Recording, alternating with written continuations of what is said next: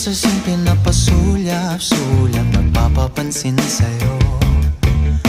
Umabot sa palitan ng mga mensahe, kilig na kilig ako.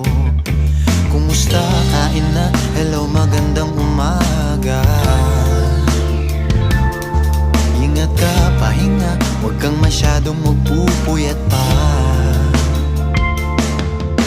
Naramdaman ng puso na dahan-dahan akong nahuhulog sa'yo.